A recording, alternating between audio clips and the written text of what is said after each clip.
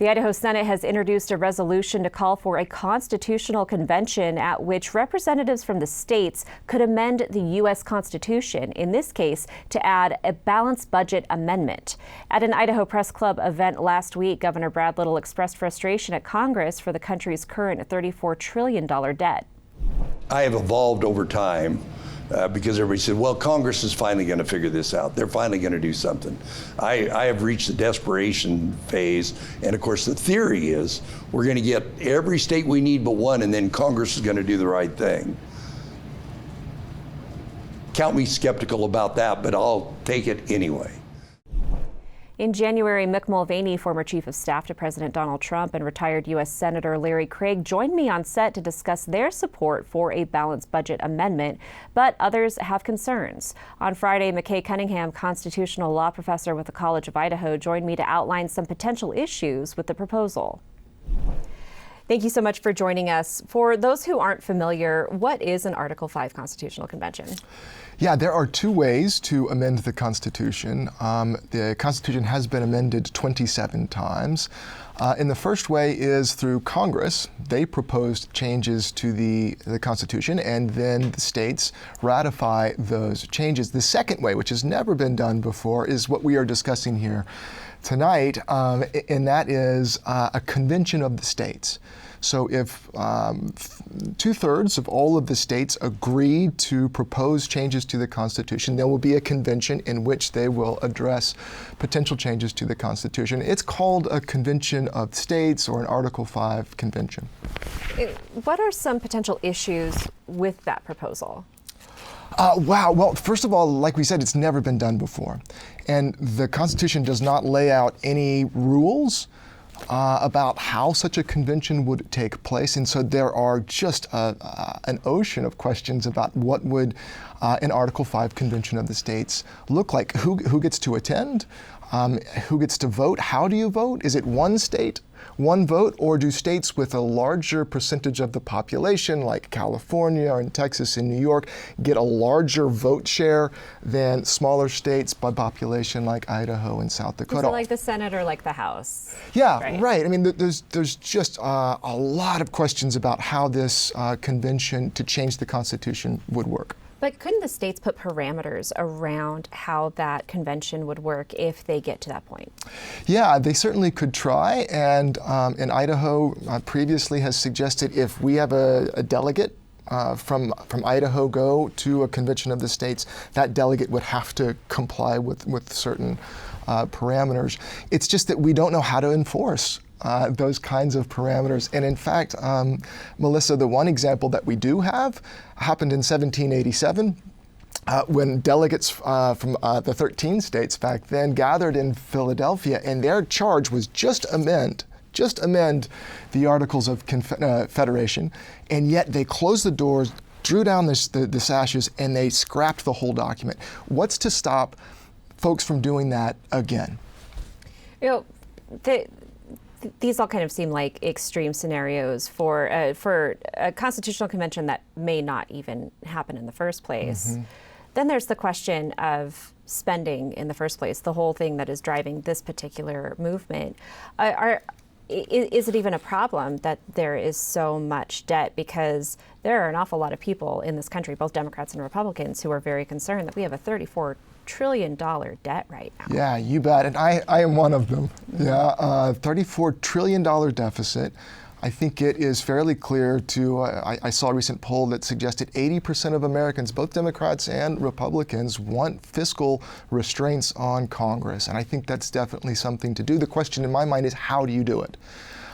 Opening this document, the Constitution, up to wholesale revision is not worth it, particularly when in the Clinton administration, for example, they did balance the budget. And in 1999, by federal statute, rather than by revision of the Constitution, Congress got one vote shy of creating a statute that would require fiscal restraints in spending by Congress. You know, when the Clinton administration, had a balanced budget for, I think, 2 years during his term, the national debt at the time was much smaller. I think we're talking about $5 trillion in the mid-90s. We've blown way past that now. Is if they haven't done it by now, is it realistic to say, hey, why don't we just do like we did in '95 and pass a balanced budget? Yeah, I do think it's more difficult. Yeah, with a bigger deficit, definitely more difficult. I don't know that that is a reason to not do it. It's perhaps more a reason to get moving on this. And there's lots of different ways that you can create a statute rather than changing the Constitution to roll down that deficit. Now, you mentioned that you yourself are concerned about spending. Are there any? That's the thing. A lot of people are concerned about spending, but when you start to talk about specific programs to take away, that's where we run into issues. Is that maybe where you see the biggest hurdle to creating a statutory fix? Yeah, that's a great question. There are a lot of federal programs, and I think that there's a lot of room for cuts across federal programs. And even though we suggested that there is a poll that 80% of Americans want a balanced budget, it's not their primary reason to vote for a candidate, as opposed to not voting for a candidate. All to say, if there was enough political will by the voters to vote for candidates primarily because they want their candidate to slash the deficit or to create a balanced budget, I think that could definitely occur. You testified against the Senate proposal. Yes. In mid-February. What was your sense from the committee? They seem to be pretty on board, most of them anyway, for passing this. Did they seem open to your concerns? I don't know that I can speak to how open they were with regard to my testimony. You only get 2 minutes, which is not a lot of time, but I'm glad that you brought that up. I think that your viewers should be aware of the precise bill that is being proposed right now in the Senate. It's a bill to change the Constitution, but it's not limited to the balanced budget question. I mean, we've been talking about how to balance the budget, which is definitely something we need to do. But when you look at that bill in particular, and I'll quote it for you just to make sure that I don't mistake what the legislature is trying to pass, they want to change the Constitution in order to do three things.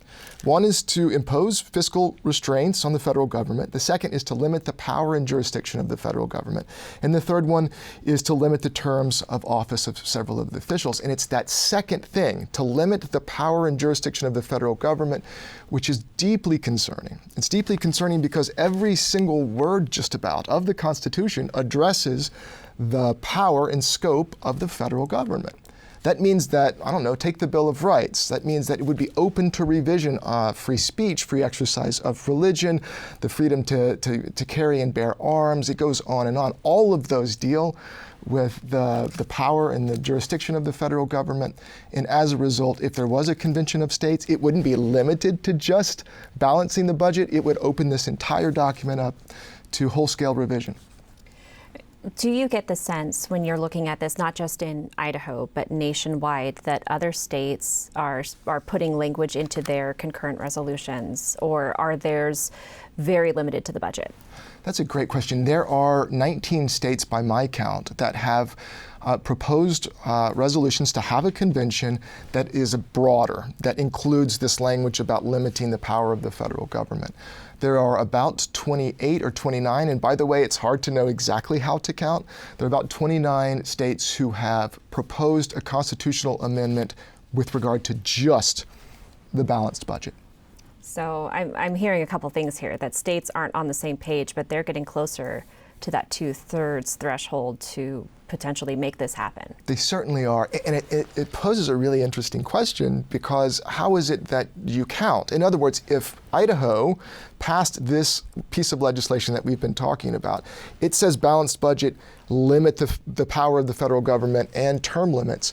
Do you count that as just a balanced budget amendment, so it goes from 29 to 30, or do you not count it because it's not specifically just a balanced budget amendment? Those are open questions, and we don't really have an authority to say how you count these petitions.